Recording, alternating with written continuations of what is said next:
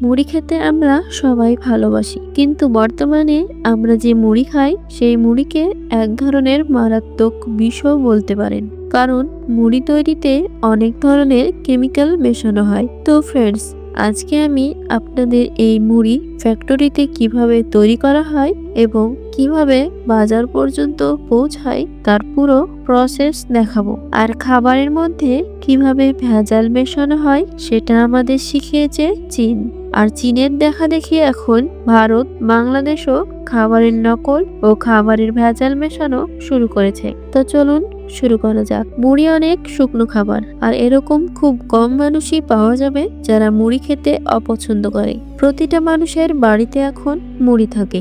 আগেকার দিনে বাড়িতে চাল ভেজে মুড়ি তৈরি করত এবং অনেকে বাজারেও বিক্রি করত, কিন্তু বর্তমান সময়ে এখন প্যাকেটের মুড়ি কিনতে পাওয়া যায়। আর এই প্যাকেটের মুড়ি তৈরি হচ্ছে বড় বড় মুড়ি ফ্যাক্টরিতে মুড়ি তৈরি করার জন্য এক এক ধরনের কৃত্রিম কেমিক্যাল ব্যবহার করা হচ্ছে। আর সেটা কিভাবে ব্যবহার করা হচ্ছে সেটাই দেখাবো আপনাদের। মুড়ি তৈরি করার জন্য প্রথমে চালগুলোকে গরম পানিতে ভাপ দিয়ে নেওয়া হয়। তারপর পানির মধ্যে ইউরিয়া মিশিয়ে চালের ওপর ছিটিয়ে দেওয়া হয়। এটা সেই ইউরিয়া যেটা জমিতে জৈবিক সার হিসাবে ব্যবহার করা হয়। আর বর্তমানে এই ইউরিয়া মুড়িতে মেশানো হচ্ছে, যে ইউরিয়া খেলে আমাদের শরীরে অনেক ক্ষতি হতে পারে।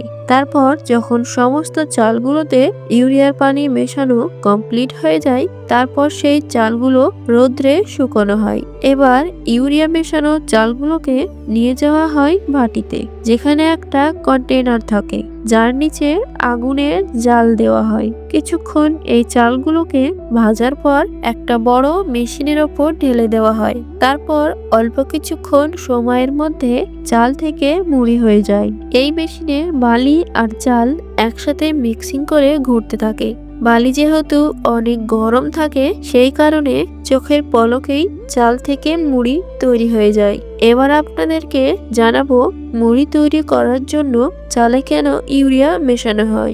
ইউরিয়া মেশানোর গুরুত্বপূর্ণ কারণ হলো জ্বালানি খরচ অনেকটা কমে যায়, ফলে খুব কম তাপে মুড়ি তৈরি হয়ে যায়। আর সাধারণ মুড়ির থেকে কালার অনেক সাদা হয়।